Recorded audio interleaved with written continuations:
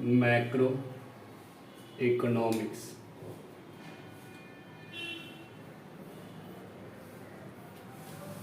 कौन सा चैप्टर पढ़ने वाले हैं? बैलेंस ऑफ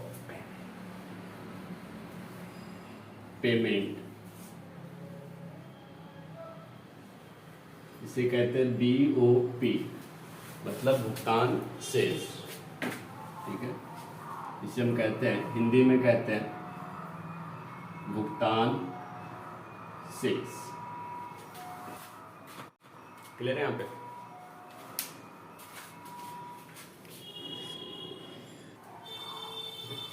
देखो यहाँ आता है यहाँ पे कि बैलेंस ऑफ पेमेंट होता क्या है, भुगतान शेष। बैलेंस ऑफ पेमेंट होता है क्या? मान लो सबसे पहले कहता है कि बैलेंस ऑफ पेमेंट एक अकाउंटिंग स्टेटमेंट होता है। क्या होता है? अकाउंटिंग स्टेटमेंट होता है, जिसको हिंदी में हम कहते हैं लेखांकन विवरण।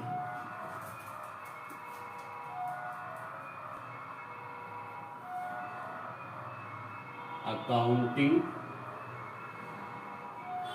स्टेटमेंट होता है। ठीक है, अकाउंटिंग स्टेटमेंट का मतलब क्या कह सकते हो? ये एक पेज है, ठीक है, ये आपका अकाउंटिंग स्टेटमेंट है, जिसमें हम क्या करते हैं, दो कंट्री, लाइक मान लो कि हम मान लेते हैं कि ये इंडिया है और ये हमारा चाइना या अमेरिका या पाकिस्तान, कुछ भी हो सकता है। ठीक है, इसके अंदर दो कंट्री है, एक हमारा इंडिया है और एक चाइना और पाकिस्तान है। इंडिया के अंदर जो हम लोग रहते हैं उसे कहते हैं हम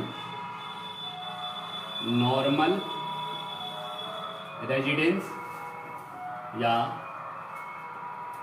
सामान्य निवास कहते हैं ना। और यहाँ पे जो रहते हैं उसे कहते हैं विदेशी, फॉरेन या रेस्ट ऑफ द वर्ल्ड। इसे रेस्ट ऑफ द वर्ल्ड भी कह सकते हो, रेस्ट ऑफ द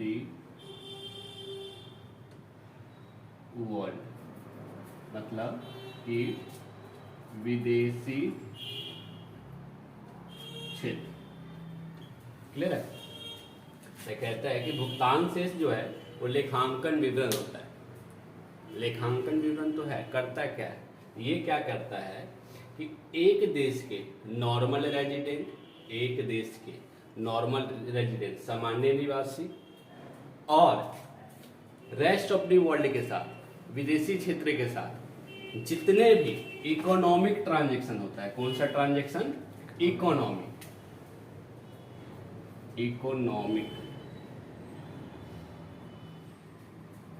ट्रांजैक्शन होता है। इकोनॉमिक ट्रांजैक्शन को हिंदी में कहते हैं आर्थिक सौदे। क्या कहते हैं? आर्थिक सौदे। ठीक है, मतलब कि भुगतान शेष एक लेखांकन विवरण है जो दो देशों के बीच, दो देश मतलब एक देश के सामान्य निवासी नॉर्मल रेजिडेंट और रेस्ट ऑफ द वर्ल्ड के बीच जितने भी इकोनॉमिक ट्रांजैक्शन होता है at a given of period of time, मतलब एक साल के अंदर अंदर,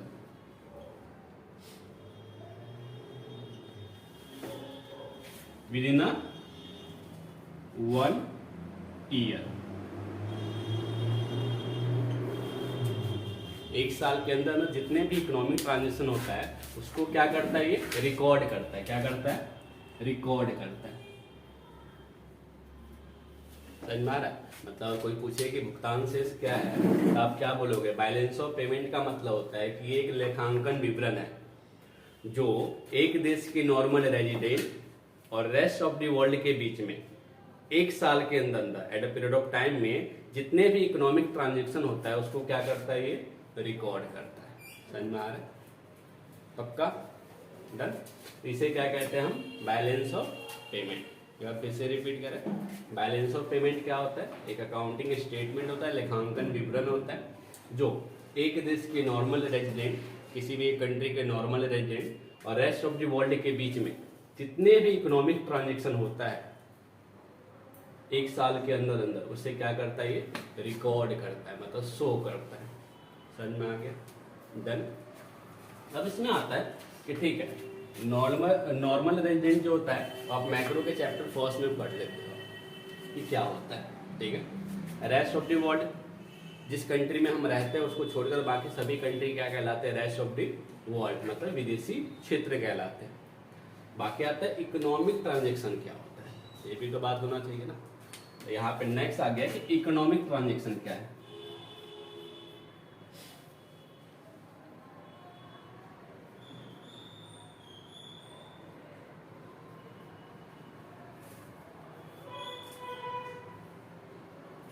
आर्थिक सौदे।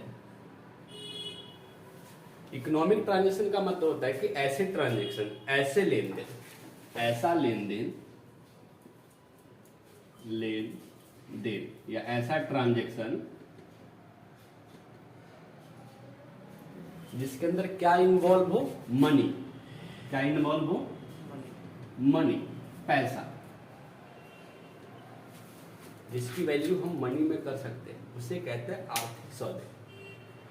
जैसे लाइक मैं पढ़ा रहा हूँ तो मैं यहाँ से आपका जो ट्रांजेक्शन, मैं सर्विस दे रहा हूँ ना, तो बदले में हम फीस देंगे। तो यहाँ पे जो ट्रांजेक्शन है वो कौन सी ट्रांजेक्शन है, इकोनॉमिक, आर्थिक सौदे हो रहे हैं। आप जाते हैं फैसिलिटी वाले भैया के पास या दुकान पे जाते हैं, वहाँ पे भी आप पैसे देते हो, लेकिन बदले में वहाँ पे सर्विस नहीं मिलता, आपको गुड्स, वस्तु मिलता है ना। तो उसे क्या कहेंगे, इकोनॉमिक ट्रांजेक्शन। मतलब इकोनॉमिक ट्रांजेक्शन वो ट्रांजेक्शन्स होते हैं जिसके अंदर क्या इन्वॉल्व होंगे, पैसा, मनी। समझ में आ रहा है? पक्का ना। लाइक मान लो कि आप कहीं स्कूल से आ रहे हो, तो आपको लग रहा है, दिख रहा है कि एक इंसान है जो रोड क्रॉस करने की कोशिश कर रहा है लेकिन हो नहीं रहा। आप उनसे जाके हेल्प कर देते हो, हेल्प कर दिया तो आपने सर्विस तो दी, लेकिन क्या पैसा तो हो गया नहीं ना। तो क्या इकोनॉमिक ट्रांजेक्शन कहलाएगा? मान लो बहुत खुश हो गया वो इंसान, आपने हेल्प कर दिया, तो घर पे आपके गिफ्ट लेके आए, तो क्या ये कहलाएगा आर्थिक सौदे?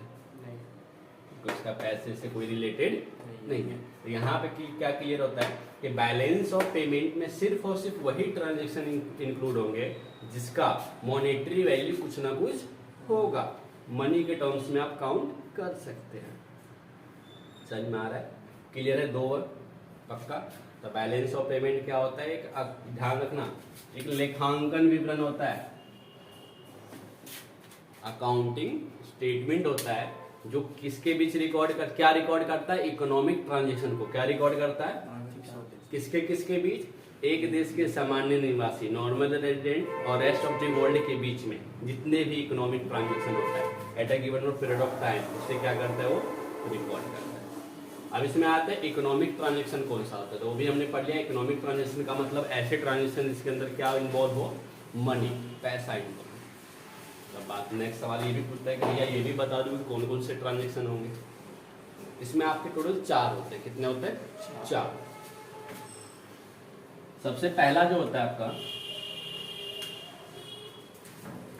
होता है आपका दृश्य मदे, जिसे आप विजुअल आइटम भी कह सकते हैं। विजुअल आइटम का मतलब क्या हो गया? विजुअल आइटम का मतलब हो गया गुड्स, जिसको आप देख सकते हैं, छू सकते हैं, है ना। तो उसका भी हम क्या करते हैं, ट्रांजेक्शन करते हैं ना, रेस्ट ऑफ द वर्ल्ड के साथ, है ना। ये क्या हो जाएगा आपका विजुअल आइटम। समझ में आ गया? दूसरा क्या होता है, इनविजुअल आइटम, अदृश्य मध्य, इसे कहते हैं इनविजुअल आइटम, जिसके बिना आपका विजुअल आइटम हो ही नहीं सकता। मान लो कि आपको किसी अदर कंट्री में कोई गुड्स पहुंचाना है, तो क्या सर पे उठा के जाओगे? विद द हेल्प ऑफ आप शिपिंग करोगे, इंश्योरेंस करवाते हो, ट्रांजेक्शन के लिए बैंक की फैसिलिटी लेते हो। तो ये सब आपको क्या देता है? सर्विस ही तो देता है, सर्विस देता है ना। समझ में आ रहा है? तो विद द हेल्प ऑफ आपका इनविजुअल आइटम ही विजुअल आइटम हो पाता है। समझ में आ रहा है? तो यहाँ पे आपका इकोनॉमिक ट्रांजेक्शन में कितने ट्रांजेक्शन आ गए? 2। एक विजुअल आइटम का ट्रांजेक्शन करते हैं, दूसरा इनविजुअल। समझ में आ रहा है? हम सर्विस वगैरह देते हैं ना, लाइक मान लो मैं पढ़ा रहा हूँ, आपको मेरा पढ़ाया अच्छा नहीं लगा, आप पेरेंट्स को बोलोगे तो होता है ना, फॉरेन कंट्री से टीचर ला देते हैं, तो वो जो आते हैं तो क्या देता है? सिर्फ और सिर्फ सर्विस देता है। समझ में आ रहा है? हमारी बैंक वगैरह हमें फैसिलिटी देता है, आरबीआई वगैरह फैसिलिटी देता है, तो पूरा बैंक हमें नहीं सौंपता, हमें सिर्फ और सिर्फ क्या देता है? वो सर्विस देता है। 2 क्लियर है? तीसरा होता है यूनिलेटरल ट्रांजेक्शन, जिसे हम कहते हैं हिंदी में यूनिलेटरल ट्रांजैक्शन। एक पक्षीय हस्तांतरण,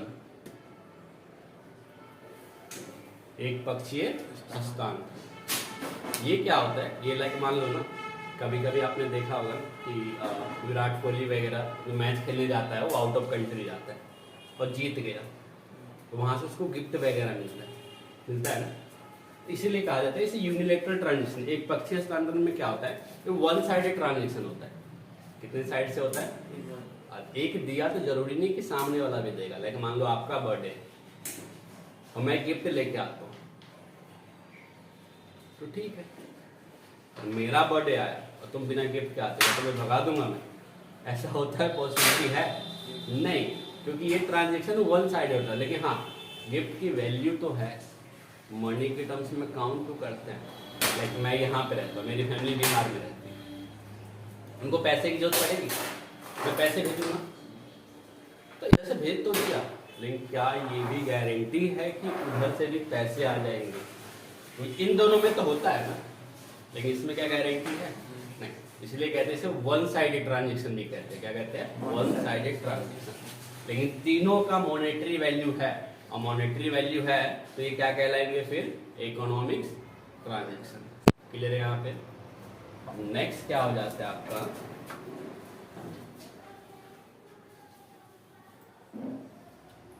कैपिटल ट्रांजैक्शन, जिसे कहते हैं पूंजीगत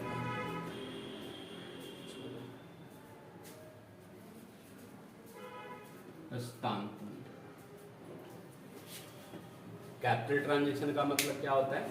ऐसा लेन देन जो रेगुलर बेस पे नहीं होता, जो कभी कभी होता है, जिसके होने से आपके 2 चीज हो सकते हैं, या तो आपके एसेट्स संपत्ति पे कोई फर्क पड़ेगा, या आपकी लायबिलिटी देयता पे कोई फर्क पड़ेगा। लेकिन ये रेगुलर नहीं होते, बल्क में होता है। जैसे मान लो कि तुम क्या करते हो कि रोड पे जा रहे हो, 10 रुपए का आपने मोमोज खा लिया, ये चाउमीन खा ली, नॉर्मल चीज है ना, तुम्हारा रेगुलर बेस का होता है, तो ये इनमें से आ जाए, है ना। लेकिन तुम्हारे घर में 5 लाख की कार आ गई, तो क्या तुम चाउमीन का कंपेयर कार से करोगे? नहीं ना। चाउमीन से कोई एसेट्स आया, संपत्ति आई तुम्हारी? नहीं, वो तो पेट में चला गया। लेकिन इससे समझ में आ रहा है? तो यहाँ पे क्या होता है? ये कैपिटल ट्रांजैक्शन जो रेगुलर बेस पे आपका नहीं होता। जब भी होता है तो बल्क में अमाउंट या तो जाएगा या आएगा। बल्क का मतलब पता है ना, बहुत ज्यादा। कार खरीद दो, संपत्ति आपने बेच दिया, लोन ले लिया, इन सब में क्या हो रहा है? तो बहुत ज्यादा अमाउंट जा रहा है, ये रेगुलर बेस पे नहीं हो रहा, ये तुम्हारे बिजनेस का टाइप्स नहीं होता। समझ में आ गया? तो इकोनॉमिक ट्रांजैक्शन टोटल कितने होते हैं? 4 होते हैं। आपका एक होता है विजिबल आइटम, दृश्य मध्य, इनविजिबल अदृश्य, उसका यूनिलैटरल ट्रांजैक्शन, एक पक्षीय हस्तांतरण, और नेक्स्ट होता है आपका कैपिटल ट्रांजैक्शन। बताओ यहाँ तक क्लियर है? क्या? अच्छा, डेल्टा का क्या होता है? लायबिलिटी होता है। लाइक मान लो कि अगर कुछ ऐसा चीज जो आपके ऊपर बर्डन हो गया, जो आपको फ्यूचर में वापस करने हैं, लाइक मान लो बैंक से आपने लोन ले लिया, तो क्या लोन रोज लोगे? लिया होगा तो बल्क में लिया होगा, 2-3 रुपए लिया होगा, बल्क में लिया होगा ना। तो बल्क में लिया तो कैपिटल, रोज नहीं ले रहे तो कैपिटल ट्रांजैक्शन, और इन फ्यूचर आपको वापस करना है, एक बर्डन क्रिएट हो गया। तो अकाउंट्स के टर्म्स में कहते हैं लायबिलिटी, देयता। जो मुझे क्या करना है, वापिस देना है। समझ में आ रहा है? हाँ। ये हमें फायदा नहीं देता, ये हमारे को बर्डन क्रिएट करता है। तो कैपिटल ट्रांजेक्शन ऐसे होता है, इन दोनों में से कुछ भी हो सकता है। क्लियर है? यहाँ पे एक बार देखो हमने क्या क्या पढ़ा है।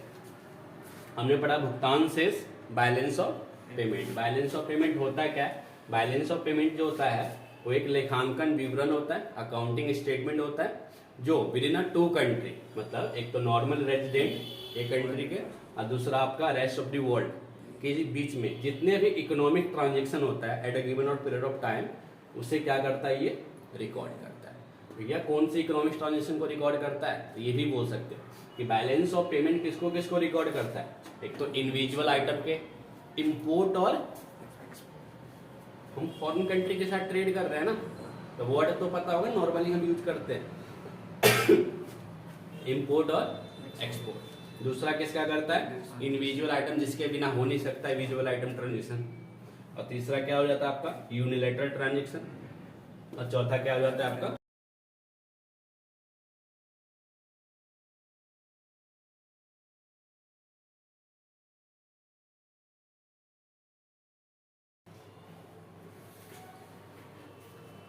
देखो यहाँ नेक्स्ट जो होता है आपका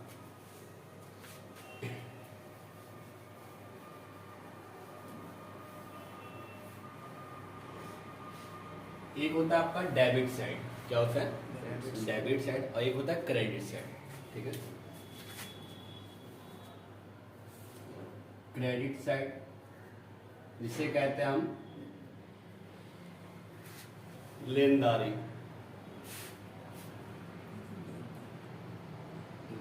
लेनदारी।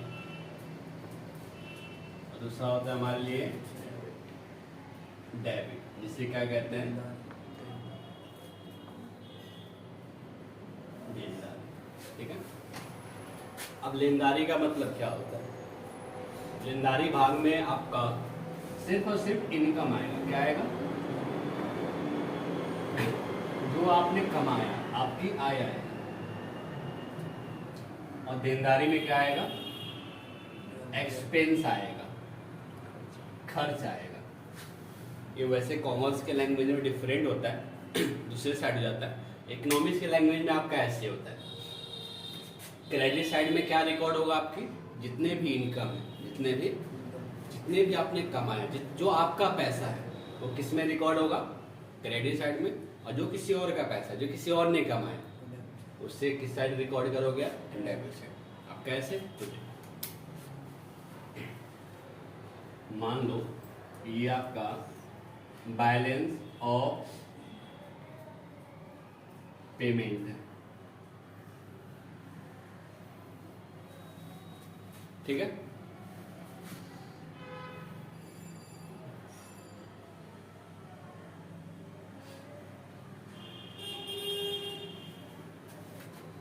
बैलेंस ऑफ पेमेंट आपका यहाँ पे क्रेडिट साइड है और यहाँ पे आपका डेबिट साइड है। क्लियर है? एक काम करो, इसे लिख दो आप करेंट अकाउंट, इसे लिख दो आप कैपिटल अकाउंट।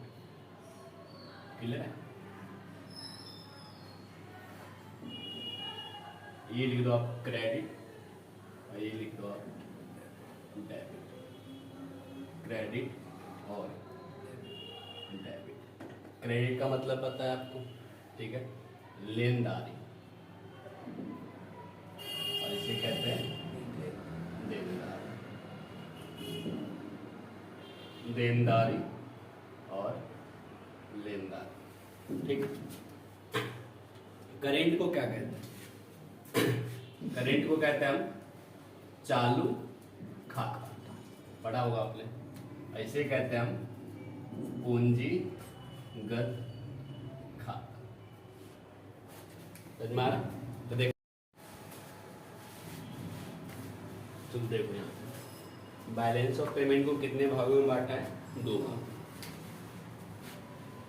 एक होता है आपका चालू जिसको कहते हैं हम करेंट अकाउंट। दूसरा होता है आपका पूंजीगत खाता, जिसे कहते हैं हम कैपिटल अकाउंट। क्लियर है? चालू खाता का मतलब क्या होता है? करेंट अकाउंट का मतलब होता है सिस्टम में चला दो नोट्स। करेंट अकाउंट का मतलब होता है कि इसके अंदर वो सभी ट्रांजैक्शन आते हैं जो रेगुलर बेस का होता है। करेंट अकाउंट आपने सुना होगा ना, बैंक में आपका करेंट अकाउंट खुला है। करेंट अकाउंट का मतलब जानते हो ना कि आप जब चाहे पैसे उसमें डिपॉजिट कर दो और जब चाहे पैसे विड्रॉ कर दो, कोई रोक टोक नहीं होता। तो करेंट अकाउंट यहाँ पे चालू खाता में वो ट्रांजेक्शन आते हैं जो रेगुलर बेस पे होता है। क्या होता है? रेगुलर बेस पे होता है।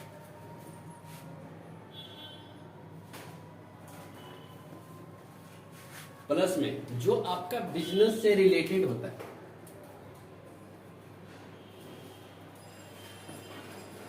भैया आपका ऐसा कौन कौन सा हुआ ट्रांजेक्शन? तो ऐसा 3 होते हैं। कितने होते हैं? 3। आपने टोटल कितने पढ़े थे? बीओपी, हम बीओपी पढ़ रहे हैं ना, तो बीओपी में टोटल कितने ट्रांजेक्शन रिकॉर्ड होते हैं? 4 होते हैं। 4 में से बताओ। वस्तु, गुड्स का लेन देन एवरीडे होता है। रॉ मटेरियल जो होता है वो एवरीडे आप खरीदते हो ना।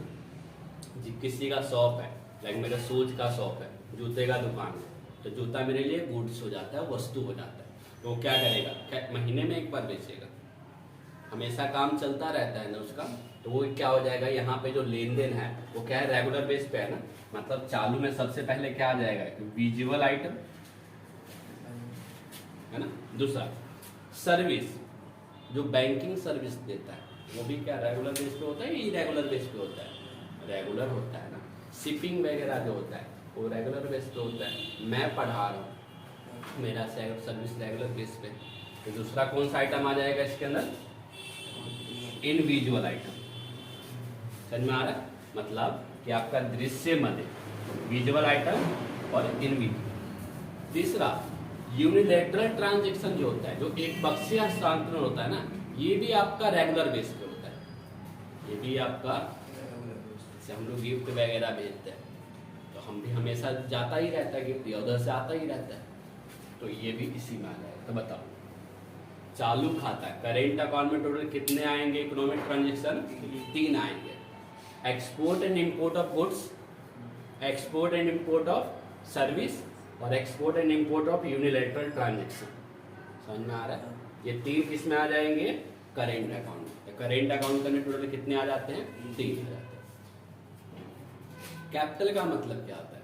कैपिटल का मतलब होता है, कैपिटल अकाउंट के अंदर वो चीजें आती है जो इरेगुलर होता है, जो कभी कभी होगा, ठीक है, और जब भी होगा तो बल्क में होगा। तो बताओ इन चारों में से इरेगुलर आपको कौन सा लग रहा है? क्या आप रोज मोमोज खाते हो ना, क्या कार रोज खरीदेगा? आपके फैमिली वाले रोज लोन लेंगे क्या? नहीं। तो आपका जो चौथा बचता है कैपिटल ट्रांजैक्शन, वो किसके अंदर आ जाता है? आपका कैपिटल अकाउंट में। समझ में आ रहा है? मतलब आपने क्या देखा कि बैलेंस ऑफ पेमेंट को हमने कितने भागों में बांटा? 2 भागों में। एक हमारा क्या था? करेंट अकाउंट, दूसरा कैपिटल अकाउंट। करेंट अकाउंट में टोटल कितने आते हैं? 3 आते हैं। एक्सपोर्ट और इंपोर्ट ऑफ गुड्स, एक्सपोर्ट और इंपोर्ट ऑफ सर्विस, एक्सपोर्ट और इंपोर्ट ऑफ यूनिलैटरल ट्रांजैक्शन। और इसके अंदर सिर्फ और सिर्फ एक आता है, एक्सपोर्ट और इंपोर्ट ऑफ कैपिटल ट्रांजैक्शन, पूंजीगत। क्लियर यहाँ पे? पक्का ना?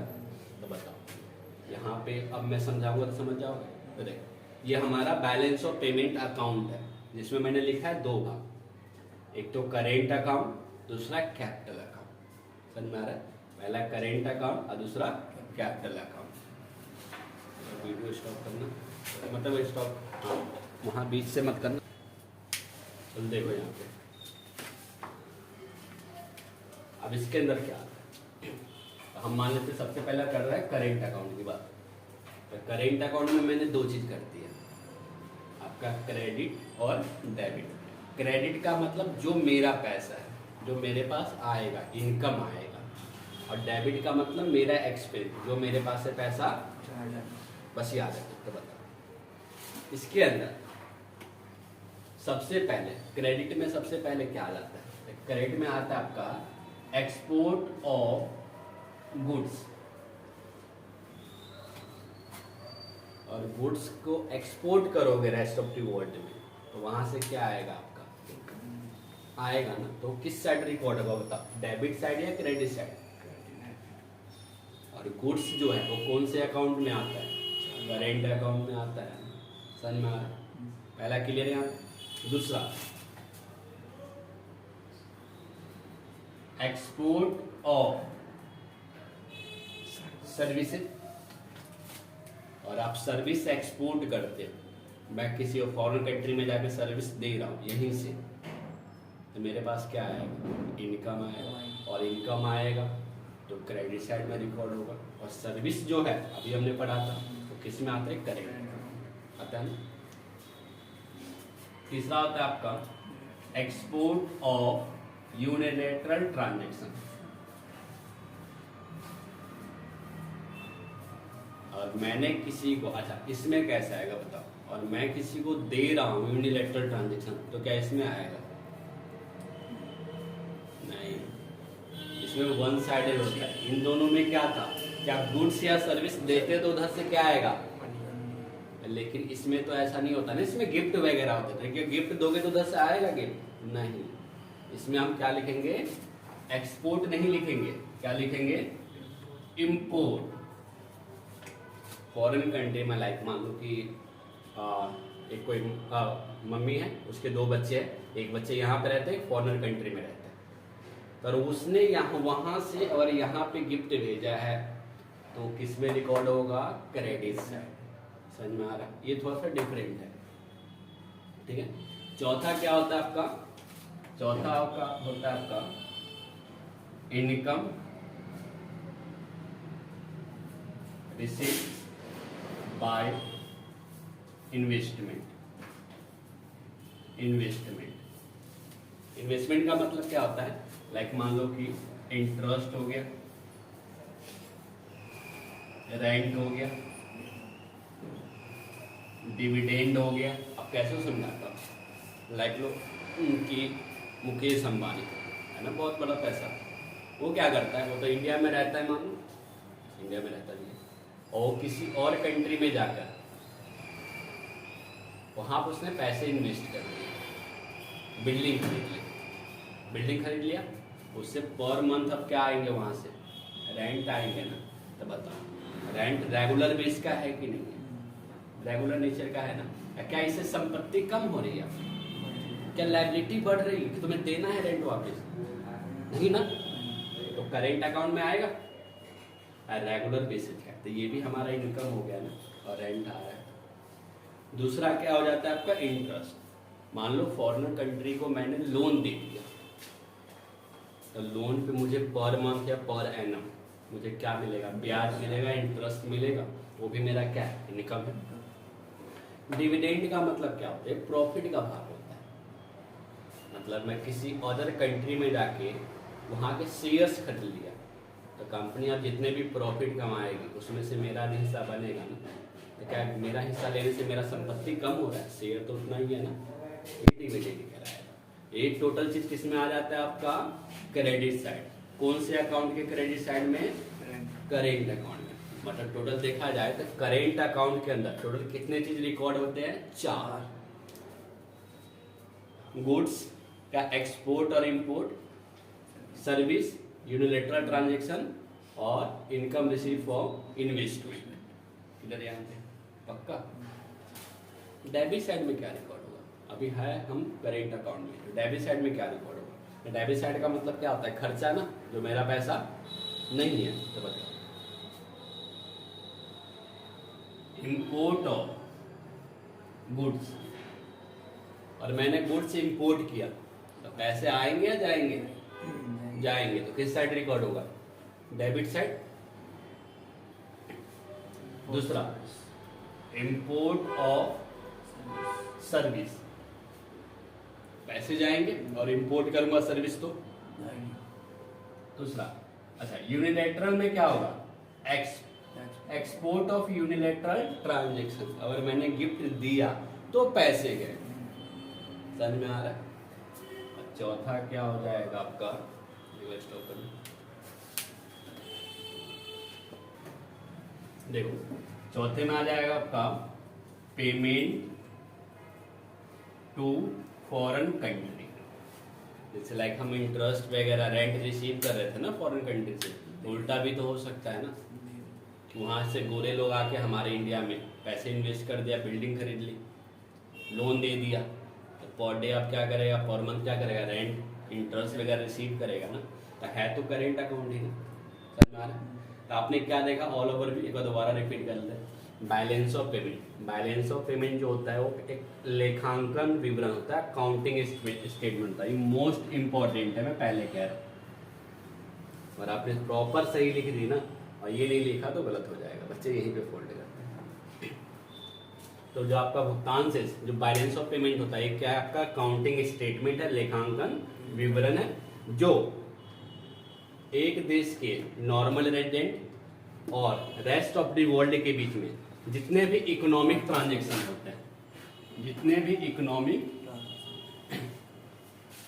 कब से कब तक, एक साल के अंदर, उसे भी क्या कहते हैं हम, उसे क्या करता है, ये रिकॉर्ड करता है, उसी को क्या कहते हैं, बैलेंस ऑफ पेमेंट। तो भैया बैलेंस ऑफ पेमेंट किसको किसको रिकॉर्ड करता है, तो टोटल 4 इकोनॉमिक ट्रांजेक्शन को, 4 इकोनॉमिक ट्रांजेक्शन को रिकॉर्ड करता है ना।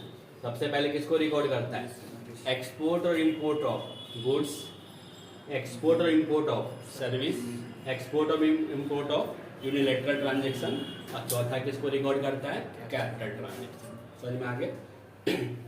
ये चारों क्या कहलाते हैं आपके, इकोनॉमिक्स। इन चारों को हमने 2 चीज में बांट दिया। इन 3 को क्या कह दिया मैंने, करेंट अकाउंट, चालू खाता, और एक को हमने क्या कह दिया, पूंजी। समझ में आ गया? यहाँ पे हमने ये भी देख ली कि आपका बैलेंस ऑफ पेमेंट के बनता है कैसे। समझ में आ गया? क्रेडिट का मतलब जो पैसा आएगा, डेबिट का मतलब जो पैसा जाएगा। क्लियर है यहाँ पे? डन। अब देखिए इसका तो हो गया, अब इससे हम पढ़ ले, ठीक है, एक बार स्टॉप कर। देखो कैपिटल में क्या आएगा, कैपिटल अकाउंट में हमने क्या पढ़ा, इसमें वो ट्रांजेक्शन आते हैं जो रेगुलर बेस पे आपका नहीं होता, जो कभी कभी होता है, बल्क में होता है ना। तो बस सबसे पहले अच्छा, लेनदारी का मतलब तो पता है ना, क्रेडिट का मतलब जो पैसा हमारा है। तो देखो सबसे पहले क्रेडिट साइड की बात करें तो लोन या बोरोइंग फ्रॉम फॉरेन कंट्री, विदेशी क्षेत्र से अगर आप लोन ले रहे हो, फॉरेन कंट्री से लोन ले रहे हो, बोरो कर रहे हो, तो आपके पास क्या आ रहा है, ये नहीं सोचना कि इन फ्यूचर मुझे रीपेमेंट करना है या वापस करना है, उससे कोई माने मतलब नहीं। प्रेजेंट की सोचना है, प्रेजेंट में मेरे पास क्या आया, पैसे आए ना, और पैसे आया तो मैं किस साइड रिकॉर्ड करूंगा, क्रेडिट साइड। पैसे आए तो किस साइड रिकॉर्ड करूंगा, क्या लोन मैं हमेशा लूंगा, कभी कभी लूंगा ना, तो कौन से अकाउंट में जाएगा, कैपिटल अकाउंट में। क्लियर है यहाँ पे? डन। दूसरा क्या होता है आपका,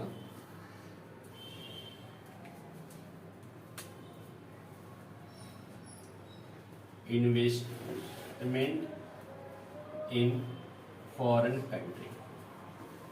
फॉरेन कंट्री में हम इन्वेस्ट कर देते हैं, कैसे, तो परचेज शेयर, या कह सकते हो बिल्डिंग, लैंड, कुछ भी कह सकते हो। लाइक मान लो कि अगर फॉरेन कंट्री में, फॉरेन कंट्री की कंपनी है, वहाँ के आपने शेयर ले लिया, शेयर लिया ना, तो क्या एवरीडे शेयर परचेज करोगे, ये आपकी संपत्ति आ रही है ना, एसेट्स आ रहे हैं। मैंने क्या बताया, कैपिटल ट्रांजैक्शन के अंदर क्या होता है, या तो आपकी संपत्ति एसेट्स को इम्पैक्ट करेगा या लायबिलिटी को, तो दोनों यही हो रहा है ना। पहले वाले लायबिलिटी को इन फ्यूचर आपको देना है वापस, और दूसरे बारे में, और आपने शेयर परचेज किया फॉरेन कंट्री में, तो शेयर परचेज किया तो वहां से क्या आएंगे आपके, बंद करो, शेयर परचेज में नहीं आएगा, इन्वेस्टमेंट फ्रॉम फॉरेन कंट्री, और फॉरेन कंट्री से इन्वेस्टमेंट आया। लाइक मान लो कि ये मेरी कंपनी है, फॉरेन कंट्री वाले ने क्या किया कि यहाँ पे फॉरेन कंट्री से उन्होंने क्या कर लिया कि शेयर क्या कर लिया, हम परचेज कर, ठीक है।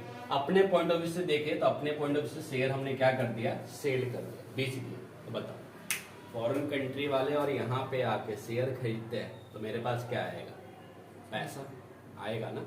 आप मेरे इस एकेडमी का कुछ हिस्सा खरीद रहे हो आप फॉरेन कंट्री को, तो मेरे पास क्या आएगा, पैसा। तो क्या एवरीडे खरीदोगे, एवरीडे नहीं खरीदोगे तो कैपिटल अकाउंट, मेरी संपत्ति तो कहीं ना कहीं घट रही है ना, भले पैसा आ रहा है, संपत्ति घट रही है तो इसका नेचर हो गया, और पैसा आ रहा है तो कौन सी साइड में जाएगा, क्रेडिट साइड।